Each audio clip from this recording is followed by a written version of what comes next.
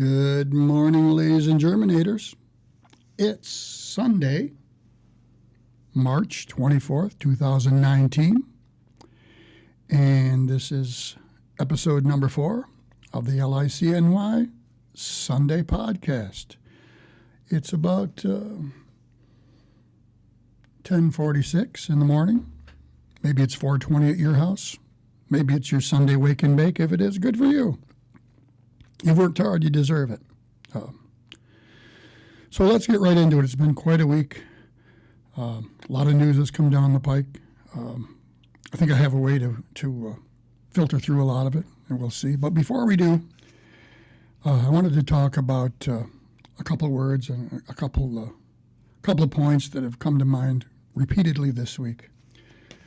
The first word is freedom. Freedom is a word that we don't hear often enough in the cannabis, in the fight for cannabis legalization. It really should be the first word that we hear. It really should be the most important reason to legalize. While everyone's fighting about and trying to figure out where the money's going to go and who's going to get paid back and money. We forget that it's an issue of freedom. It always has been, and we should never forget that. So please, when you're talking to other people, when you're talking to government officials, freedom, let's not forget. Two words that I've kind of put together, and I think that we should all give some serious thought to it, is unity within the community. Unity within the community. The cannabis community is made up of not just medical card-carrying patients and recreational users. There's a lot of gray area in between, so let's look at who we are. There certainly are medical card-carrying patients who have jumped through the hoops, who have paid the fees, who have gotten it all straightened out with their doctors and gone to the next doctor and have to renew and get that card. True. And good for you, and I hope you're getting relief. But let's not forget, cannabis has been around for over 3,000 years. It was in the United States Pharmacopoeia until the early 40s, for goodness sakes. And people use it for wellness and as medicine, regardless of whether they have that card or not. They always have been. And I just mentioned wellness. Some people who are well, I guess I'd probably fit into that category. People who are well use it to stay well, use it as an adjunct to their daily wellness regimen. They use it so perhaps they won't suffer some of the ills that the medical marijuana card-carrying patients are suffering. So they exist too. So that's 3 groups so far, right? You have medical marijuana patients. You have patients who use marijuana medically who don't have that card. And you have wellness patients, or wellness users, I'm sorry. The 4th category would be, and I admit that they do exist, recreational users, people who really have no clue why they're using it. They just like how it makes them feel, and I guess you could use the word they like to get high. Okay. We'll have to broaden the definition for high and define high as if that's not necessarily a good or bad thing, but they exist also. So my point is, with these 4 groups, and we're fighting for legalization, why don't we fight together? Because we overlap so much.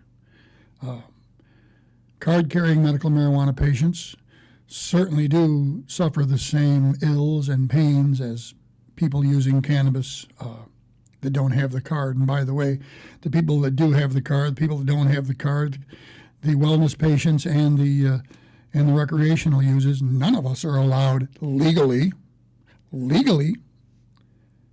to have cannabis flower, which at the end of the day is probably what we all want, isn't it?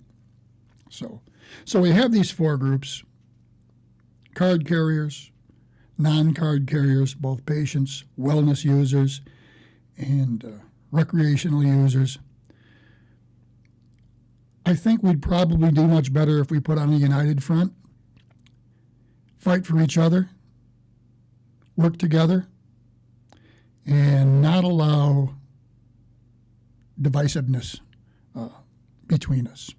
That's my suggestion, and I really hope that we all give that some thought going forward. Okay.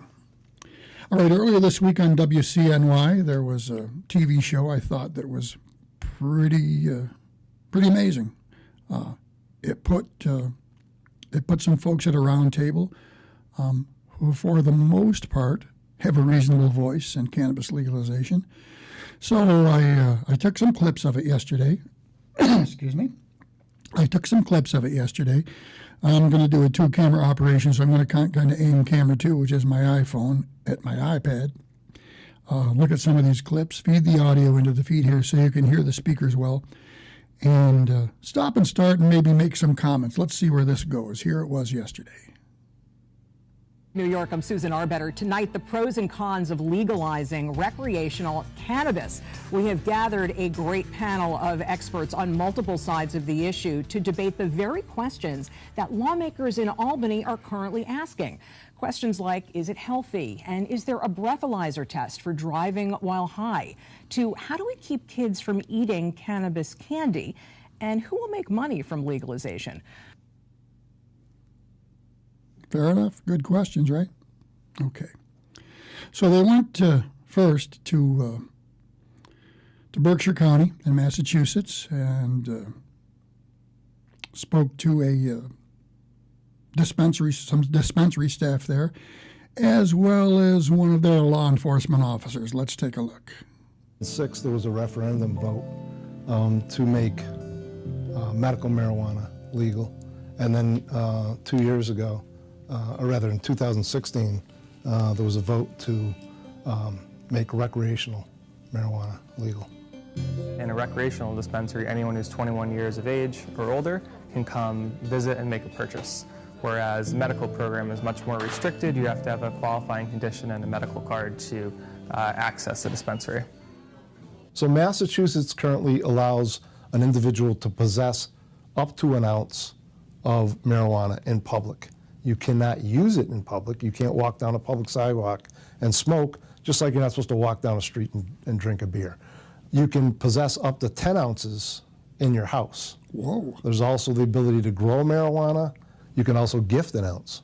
Legalizing cannabis at the recreational level has changed sort of the foundation of how cannabis intersects within our society in a couple ways. I mean, first and foremost, now that you can visit a store to openly discuss cannabis, customers can become much more educated on the different strains and the different delivery mechanisms that we carry in our store.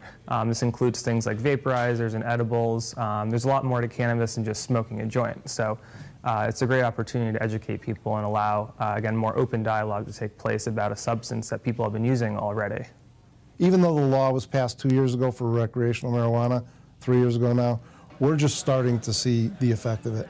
I just know from our experience with alcohol and any other mind-altering substance that whenever you put that out there and make it available, whether it's legal or illegal, it causes a host of domestic, automobile, family situations. Yep. Whenever you put that out there, it causes a host of, I like the domestic one. Okay. I don't know about you, but I don't think I've ever heard of a domestic dispute over cannabis. Have you? Except if, I don't know, somebody stole your bag of weed or something. I have no idea what that was about. And the highway safety thing, you know, they've had it for legalization for a couple of years now. They've had dispensaries open since January, December or January. There's no body count, you know. It's just not there. So let's take a look at the next one, shall we?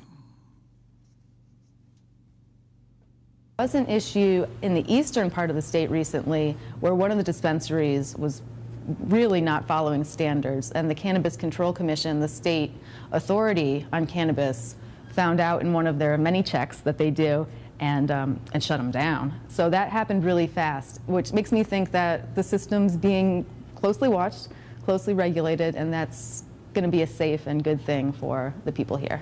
Something that's really interesting is that the typical customer that comes to a recreational, or also we call it an adult use dispensary, it really represents a cross-section of America. There's not your stereotypical, Cheech and Chong types. They do exist, but we've had a group of 80-year-old women come up from New York City, all dressed up like for a night in the town, come in, have a blast. I've also had a lot of medical patients from a state like New York that doesn't allow some of the products that we carry. So.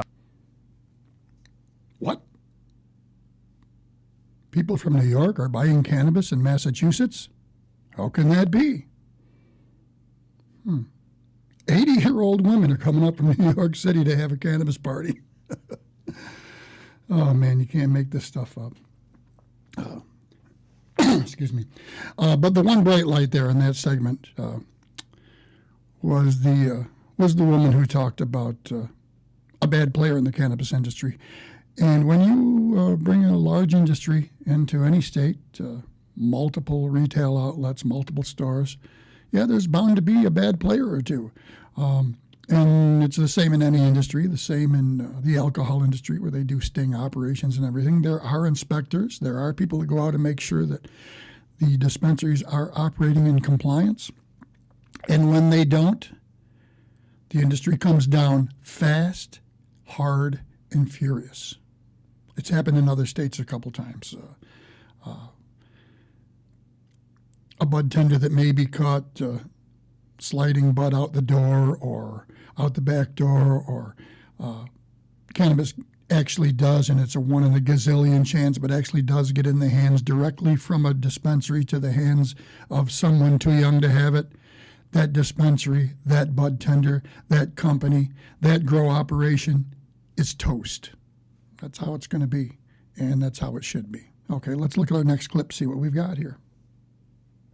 Massachusetts taxes marijuana at 17% at the state level. The feds obviously still consider marijuana a level 1 controlled substance, and the feds are saying, and this came out in the Obama administration, that it has no valid medical use, even though you continue to see across the country states expanding and recognizing that it has a valid use.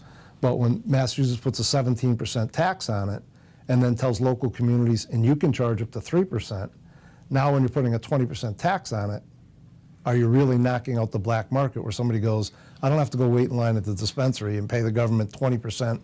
I'm going to go see my regular guy that I see, and I'm going to continue buying on the black market. So that's a whole nother issue. Well, Sheriff, or whatever you are, good for you. Good for you, Bo, for recognizing that taxes are too high on cannabis. Bravo. Bravo. But I have to call you on one thing, genius. The DEA, I don't even have to look for the original date, but the Obama administration is definitely most certainly not the administration that placed cannabis on the DEA schedule, making it a Schedule 1 substance. It was there long before Obama, genius. So do your homework, son. Here's the next one.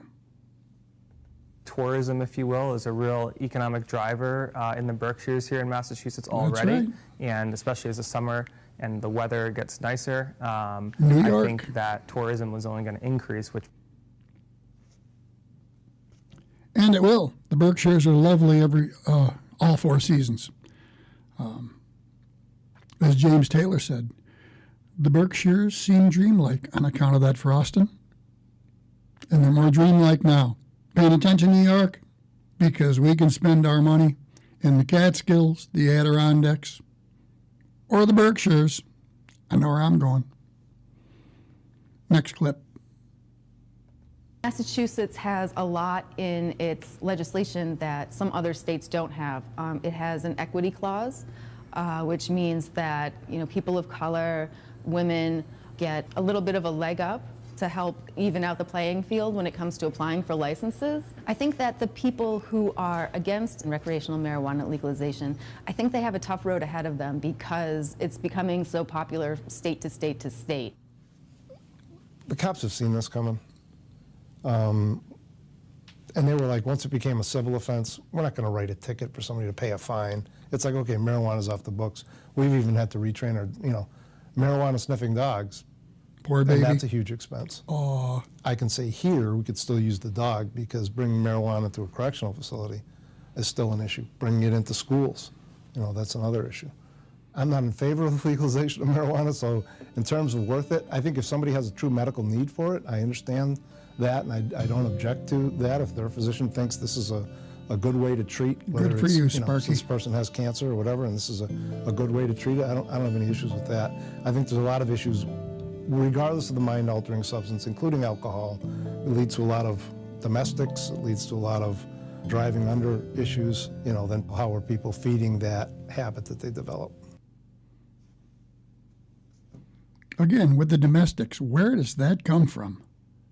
Where in the world does that come from? That's alcohol, bro.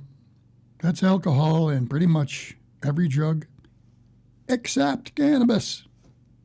My goodness. Wow. Okay, next clip.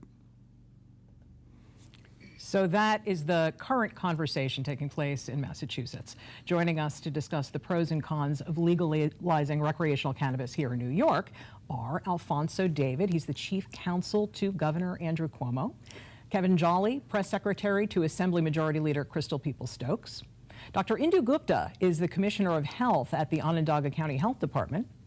Will Jones is communications and outreach associate at Smart Approaches to Marijuana in New York. That's right, we have to stop with this guy. Smart Approaches to Marijuana. Project SAM. Please, boys and girls, please, ladies and germinators, members of the LICNY Facebook group, look at the posts I've put up about Project SAM. Who Project SAM is, who they represent, who finances Project SAM.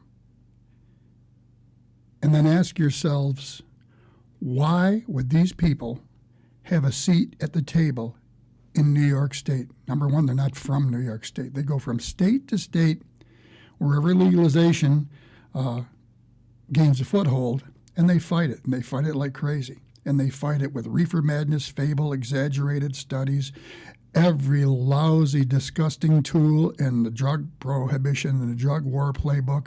These people either wrote it or spew it. Project SAM represents for-profit drug rehabs. Project SAM represents and is financed by drug testing companies.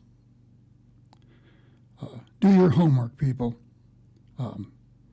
This man, and I'm not going to give them a lot of time, they have no business at the table, and yet they're often invited to the table.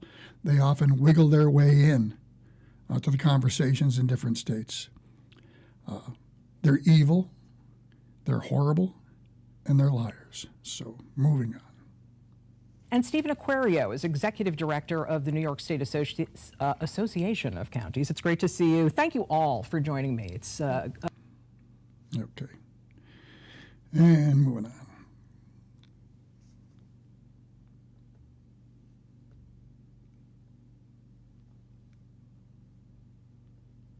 I hope we're moving on. groups that aren't for legalization at all, and Will Jones is representing one of those groups. It's called Smart Approaches to Marijuana. Yeah, we know.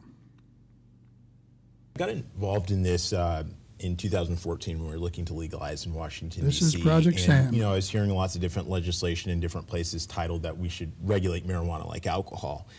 And for me, you know, if you come to my house, walk out the front door of my house and down the sidewalk in any direction, the first store that you're going to get to is a liquor store. Where's your house, dude? Is it even in New York? then why the hell are you here?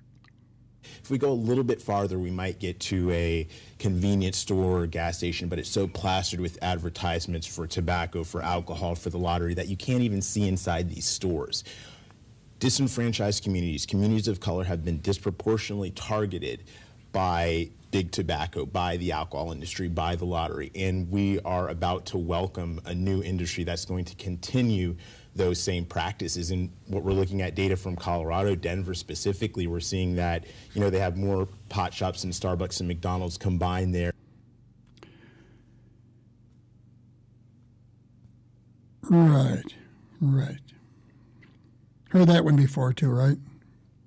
More dispensaries, more pod shops than McDonald's, more pod shops than Starbucks.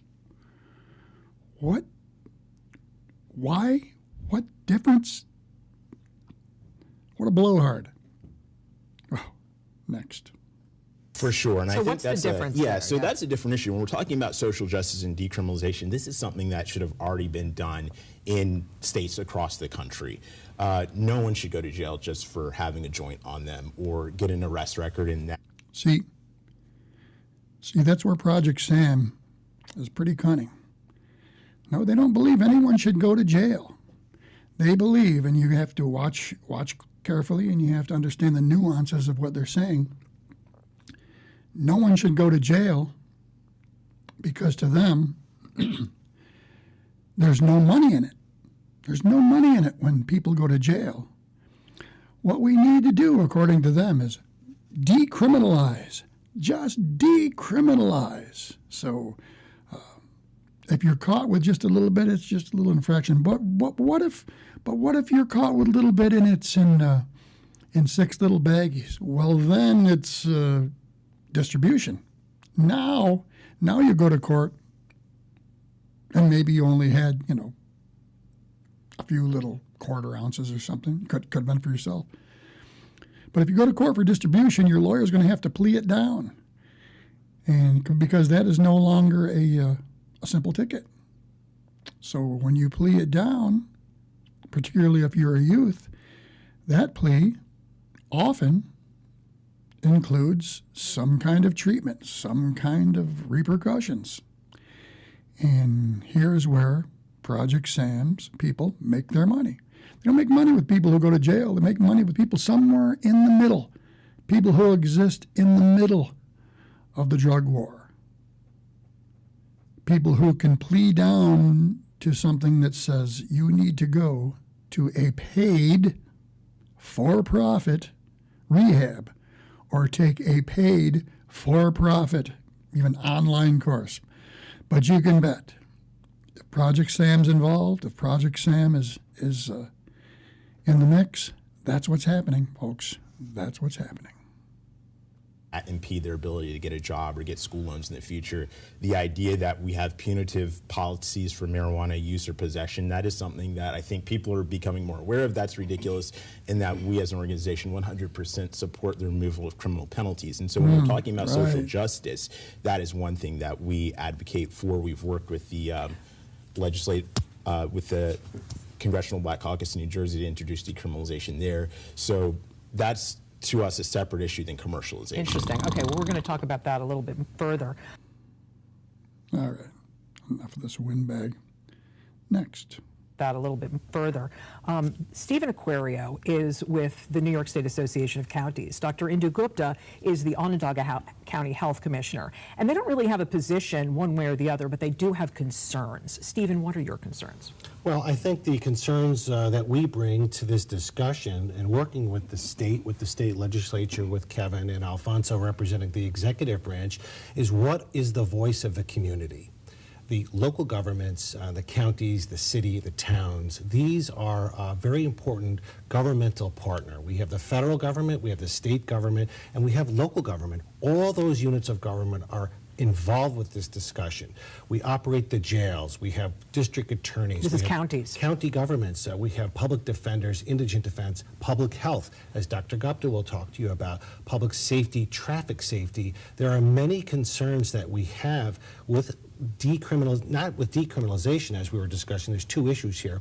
There's adult use of cannabis and decriminalization, two separate issues that are involved here. What do you think, I mean, as you look at this issue, what do you think is unique to recreational cannabis that you don't see with legalized alcohol?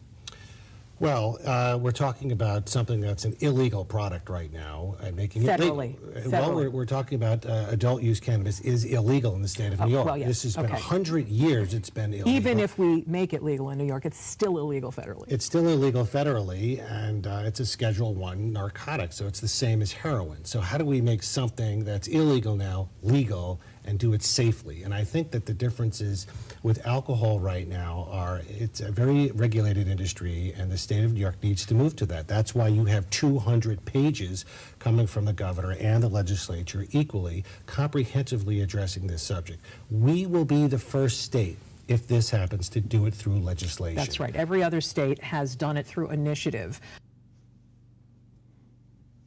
Yeah, I'm glad. I'm glad for this head of the counties to realize there needs to be regulation. There can't be regulation unless there's a program, can there? You know? And it goes back to, you're going to hear more about this, but the whole idea of decrim is ridiculous. You cannot decriminalize something, allow people to use it, and expect that it just falls from the sky. If you decriminalize small amounts, how can you not realize that small amounts come from bigger amounts? A joint comes from a bag that comes from a bigger bag that comes from a pound that comes from a kilo that comes from a damn field somewhere. Decrim. What a ridiculous concept. Okay, next. You also have some very deep concerns about health issues. Right. So let me start by expressing my full support for decriminalization of the cannabis. Good for you. I know. Decriminalization of the cannabis. You don't even know what it means, but all right. Next. It is a social justice issue, and that should be addressed. However, And I think everybody here agrees with that. Right. So, however, when it comes to legalization, legalization is a quite complicated issue, and it's sort of a giving almost a permission to use it at this point.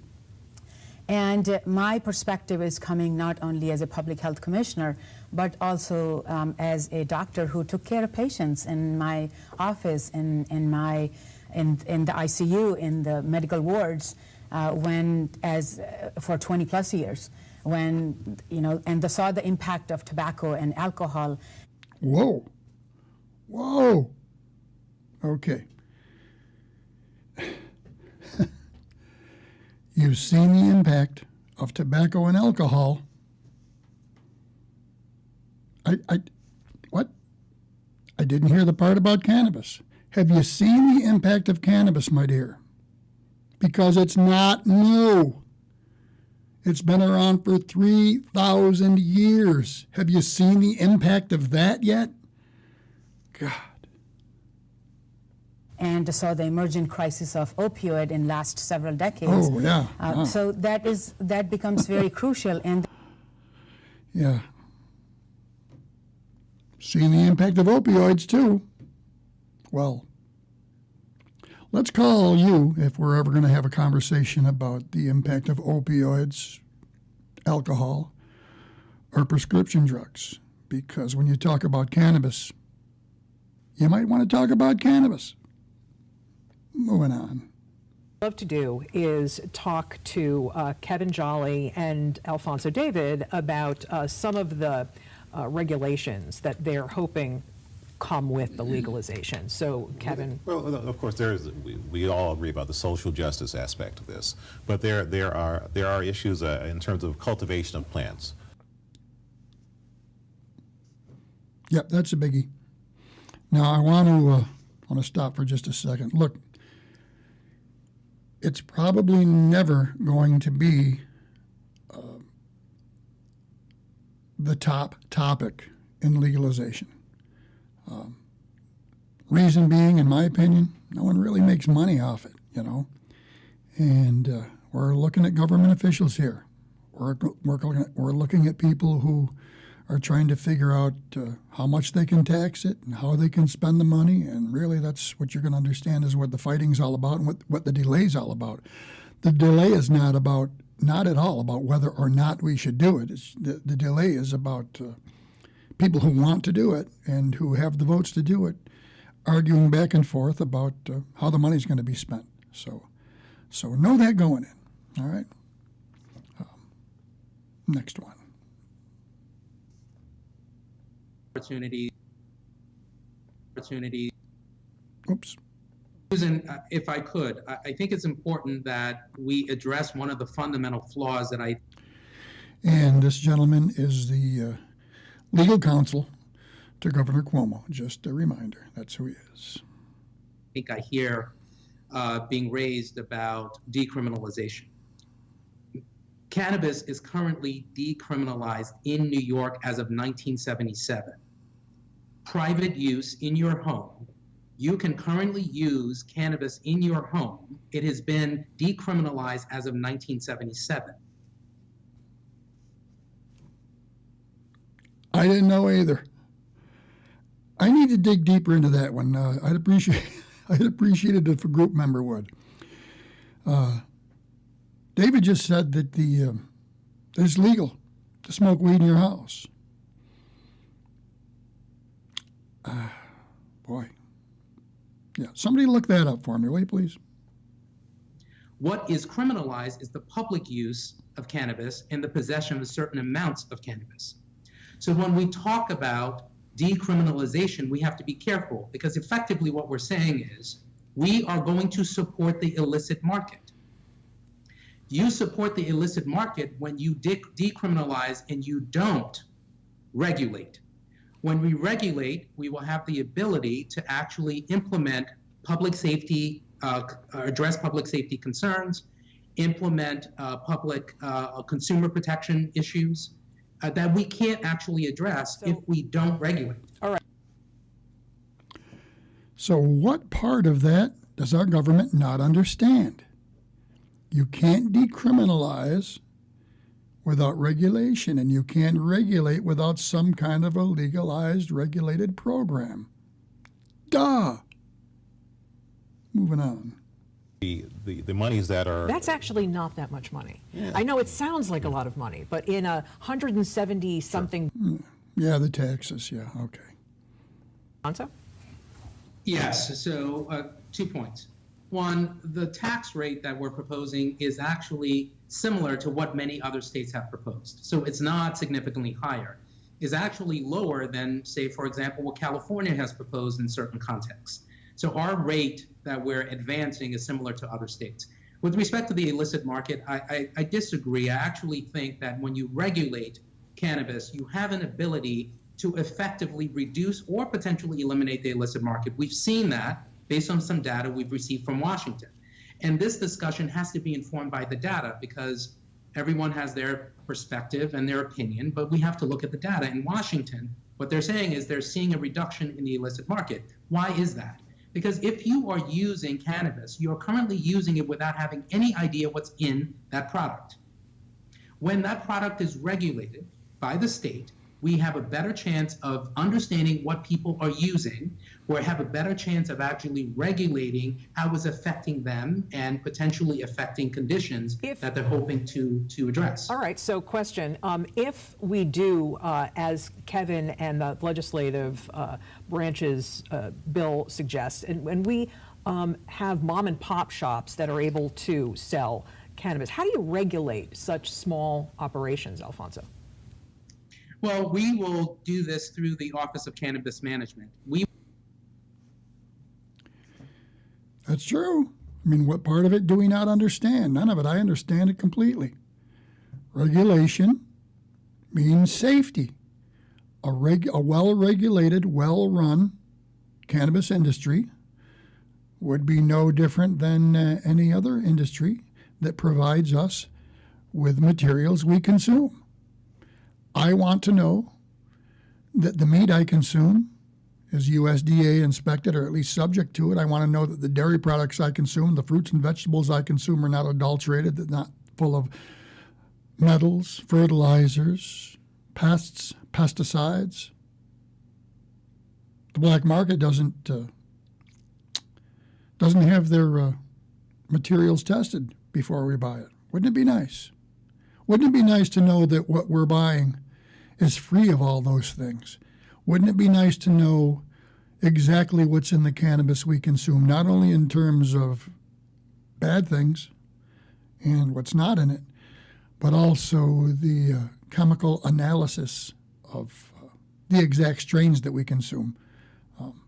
There's a lot of relief in there from strain to strain, for condition to condition, and we are not getting the benefit of that in New York State now, not even in our medical marijuana program, not even close. So, moving on. Well, as long as that's where Crystal is fine with that, as long as you don't forget upstate Western New York. Of course, we have. Okay. The question that was asked there was, how did that represent Mr. Jolly, the representative of Crystal Peoples-Stokes, feel about funding going to the Manhattan Mass Transit Authority? And his reply is basically, yeah, she has no problem with that as long as some of the money goes to upstate communities as well.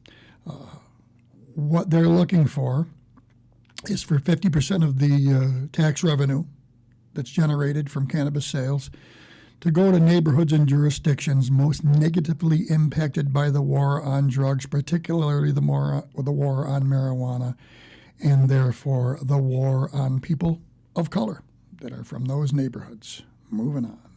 State. All right, so here we have the counties under both proposals, the executive and the legislative. I think it's 2% goes to counties, and you're saying that is not enough. Well, I think that we have to do something as a state. We have to do something. And the governor started this discussion. We have to do something. What do you mean by that? We have to do something because the border states are acting. Canada has acted. If New York State does nothing, it will take several years to catch up with the rest of the country.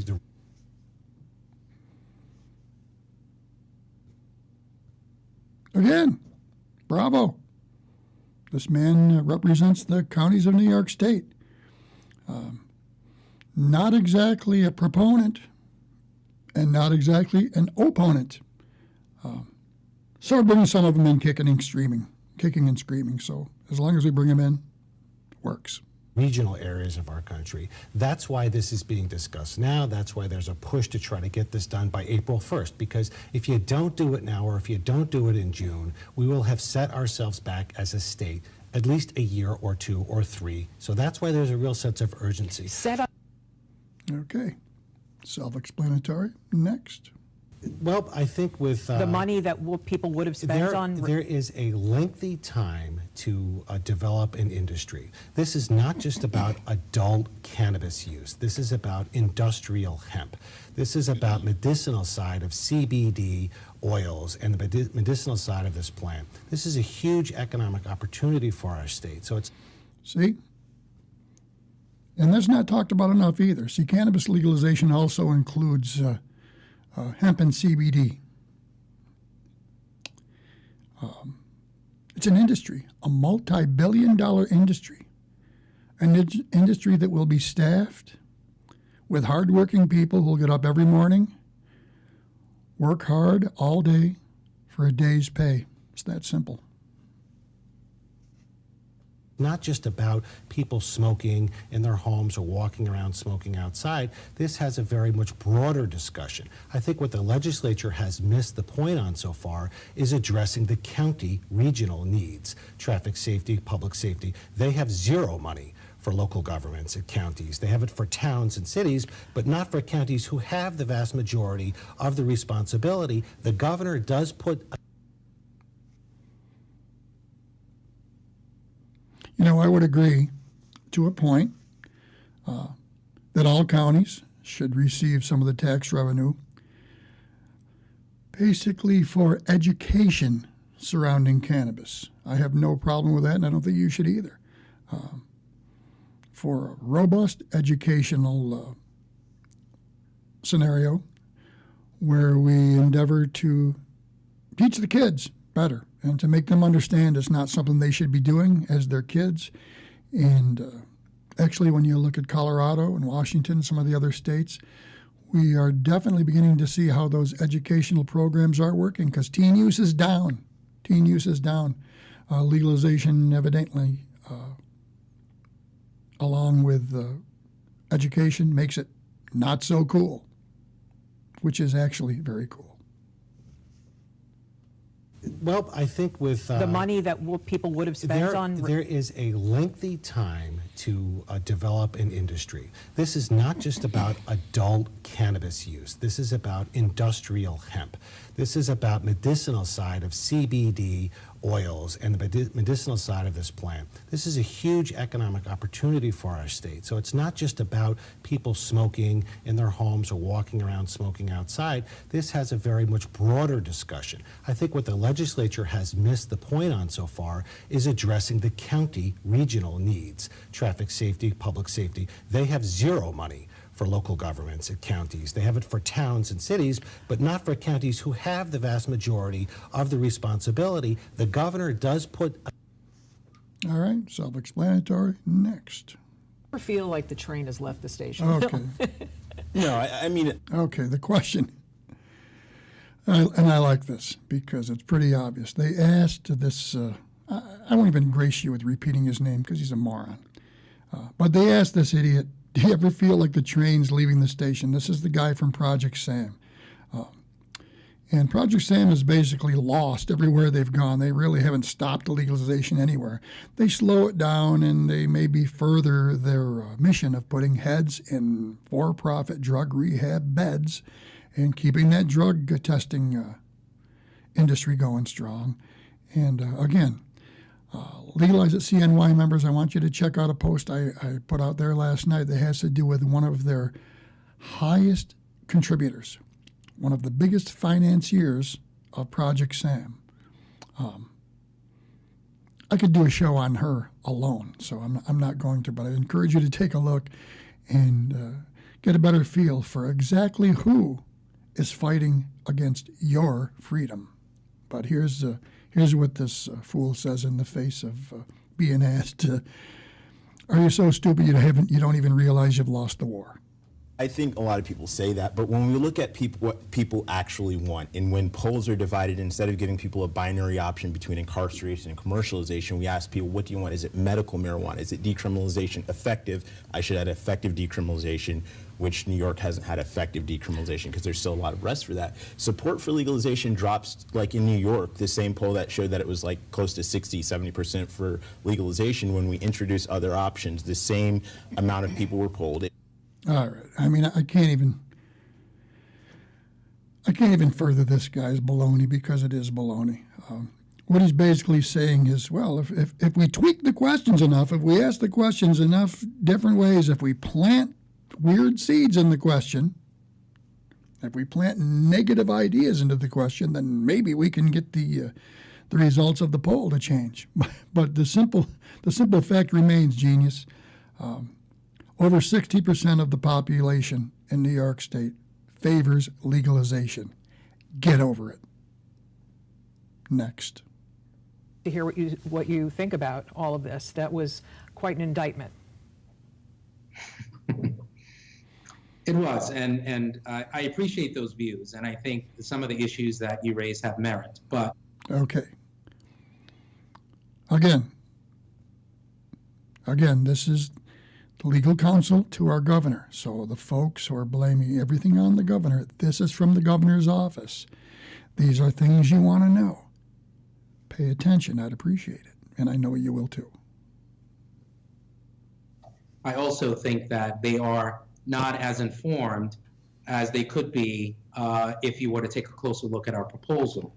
And I know and I appreciate it's a very lengthy proposal. Many people have not had the opportunity to really digest it. But, you know, I think we're conflating a few concepts here. One, we did learn from tobacco.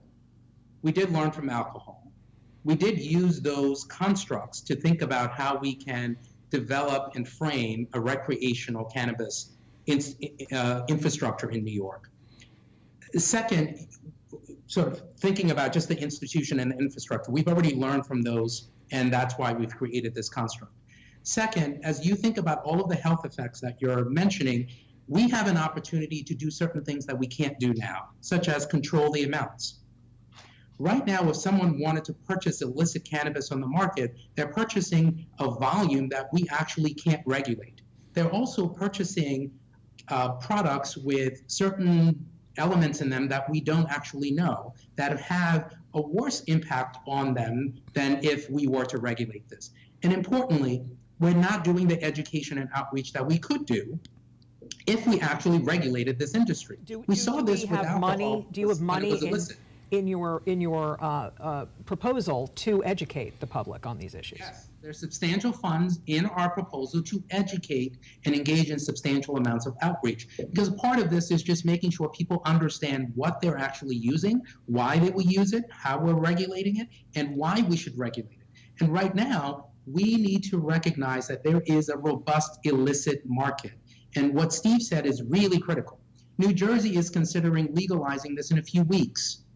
What happens if I can leave New York, cross the border, purchase it in New Jersey, and return to New York, or even worse, just simply use the product in the illicit market?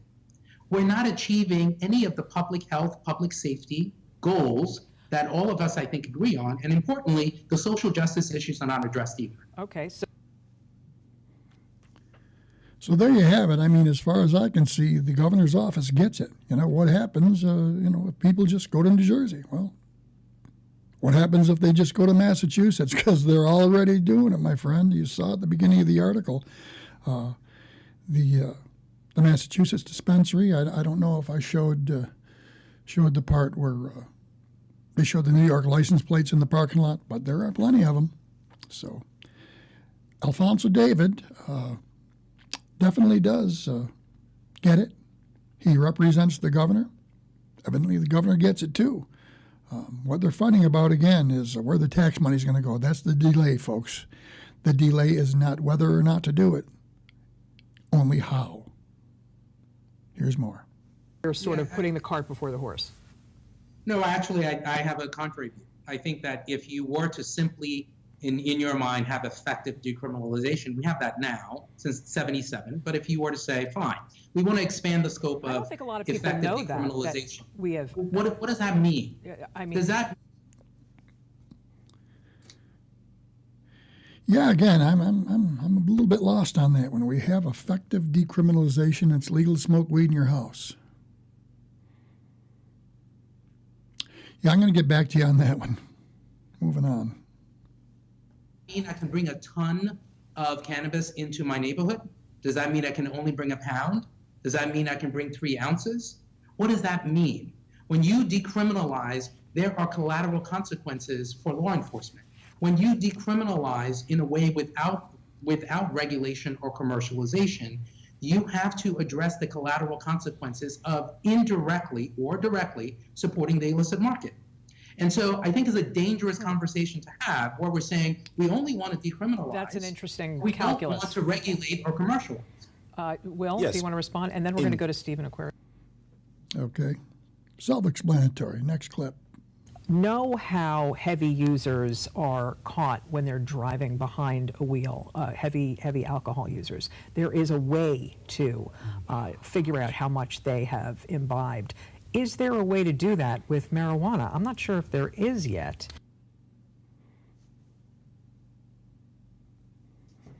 Yeah, there is. There always has been. Common sense. I mean, I get redundant to repeat myself here, but we've always had the means to combat people who are impaired behind the wheel, and no one should be.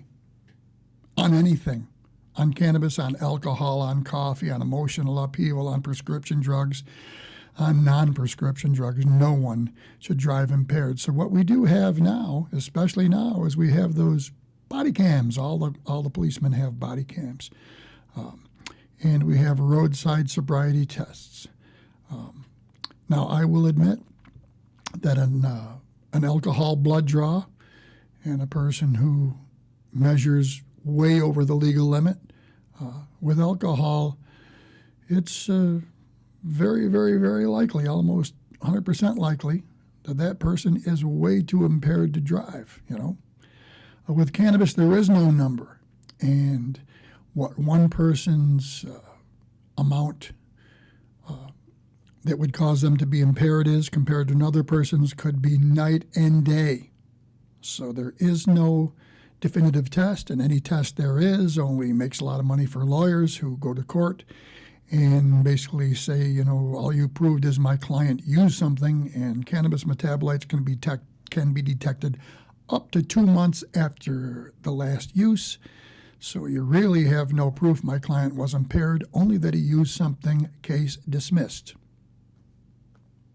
Next clip. Oh, wait a minute. There was a pause on this one, wasn't there?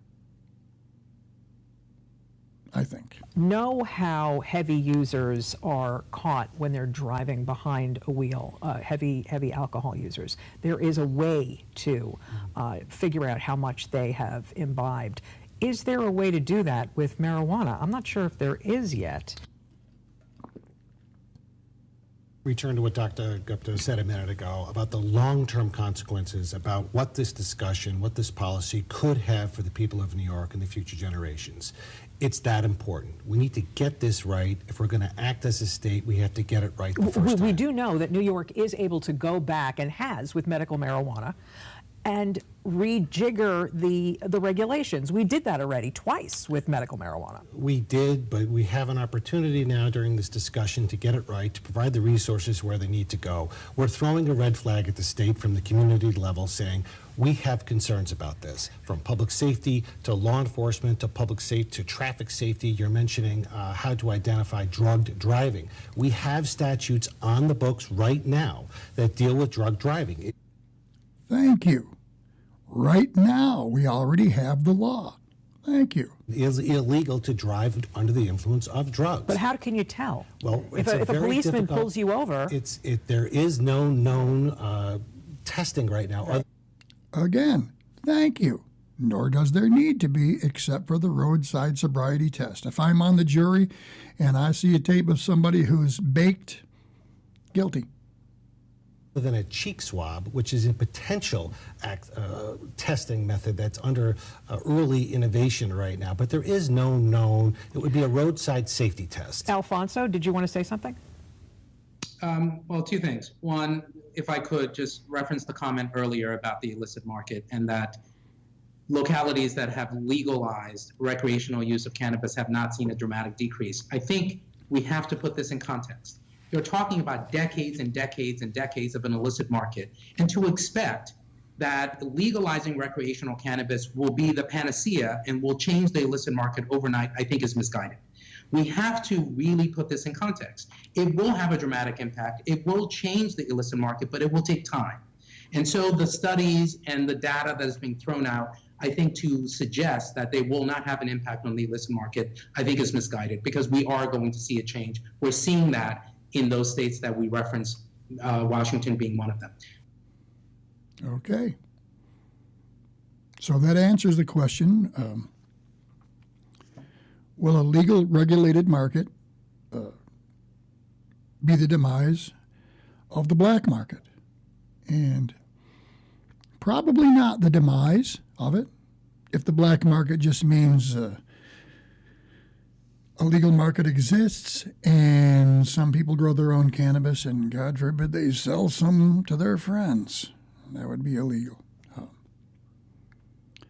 But it will, it does make total sense that it'll take some time and that will greatly erode the black market, particularly if the legal market is one that is on parity or even close to the black market.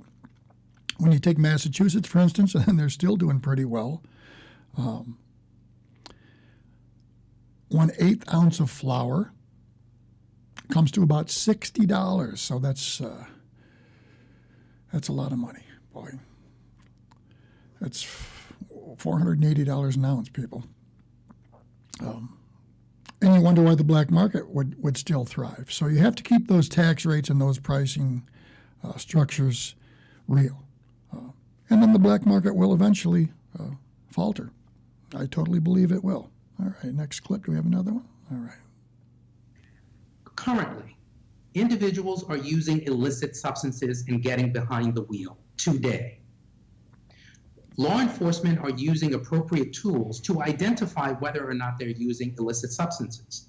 We can continue using those techniques, and we will, through the Governor's Office Transportation Task Force, identify additional tools that we can use to help. Now, what's more reasonable than that?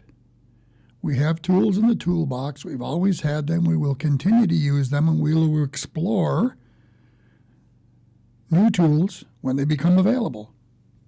Works for me. There are a variety of companies that are suggesting they have new technologies But is that there we can money? use. We only have a couple of minutes, Alfonso David. Is there money allocated for this in the proposals? Money is allocated in the budget to support DREs and to support DMV-related issues. All right. Yes. So we have about 2 minutes. So I just want to go around the table quickly for. All right. Or not. Here's Crystal People-Stokes, representative. Let's see what he's going to say for his closing statement. My mind was somewhere else. I was thinking this in terms of final thoughts here. It is for the majority leader and the assembly. It is about social justice. It is about reinvestment in the communities hardest hit. Can we do social justice without legalization? Is the question. I do not think they're mutually exclusive. I just don't. I think you can. There's social justice, and you have to reinvest in the communities that were hardest hit and hardest hurt by the war on drugs. There is going to be regulation. It has to be regulated. You have to have regulation as well. But we're talking about reinvesting in these communities that were decimated by the war on drugs. Stephen. I want to thank the governor's office, the legislature, for the thoughtful consideration that they're putting in. Over the age of 21, we're talking about 2 million people are using tobacco right now.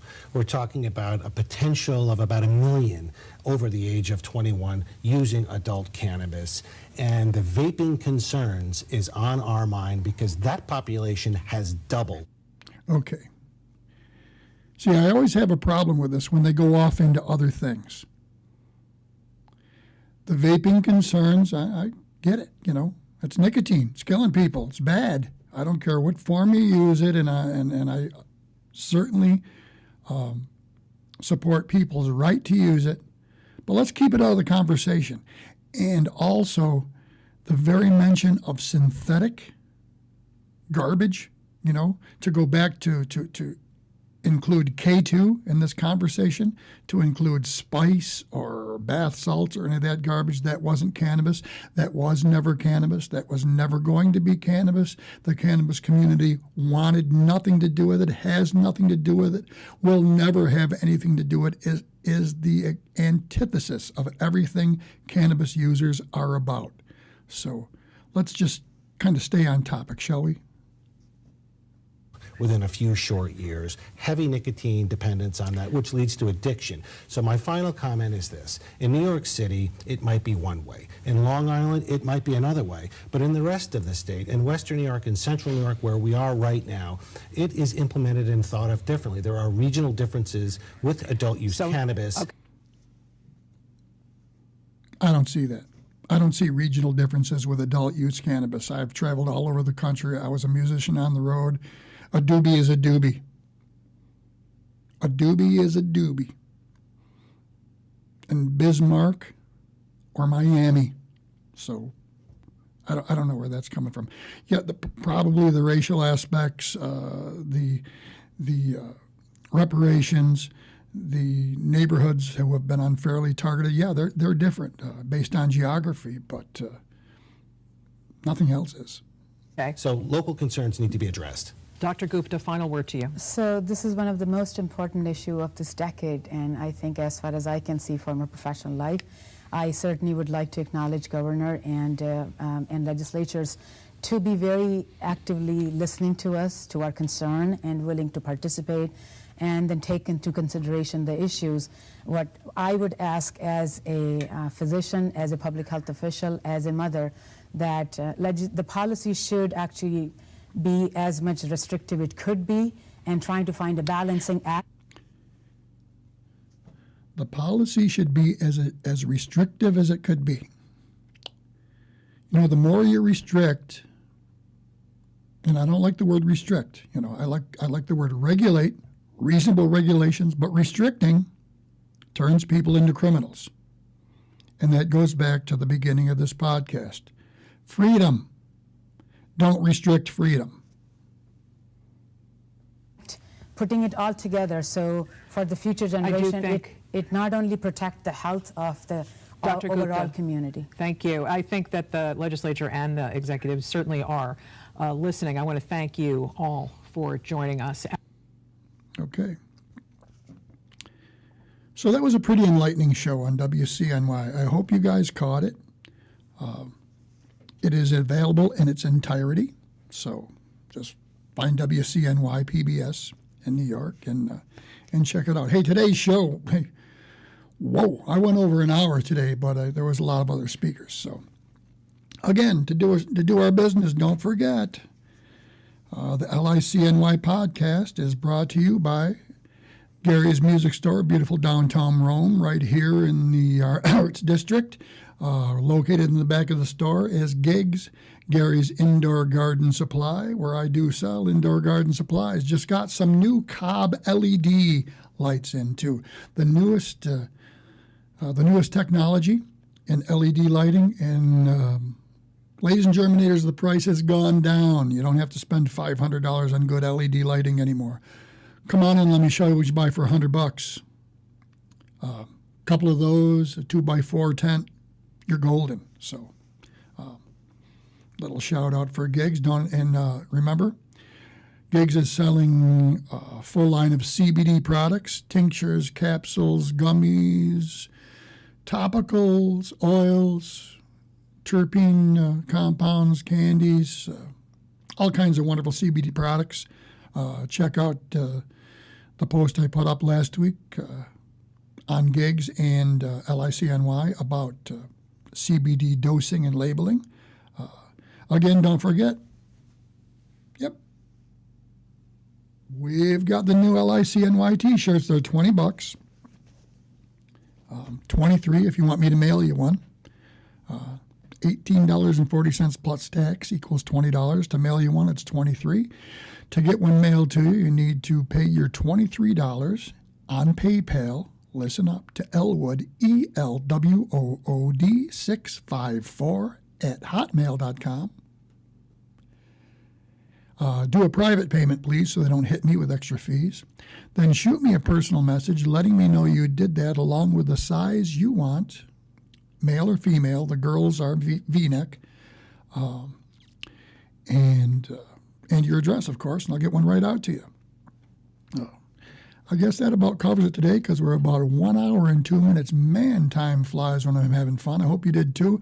Hope you'll share this with your friends, and I hope that LICNY's podcast provides you with some ammunition for when you have conversations in your day-to-day life to debunk decades-old reefer madness fables, untruths, and lies. Until next week, everybody, peace and pot.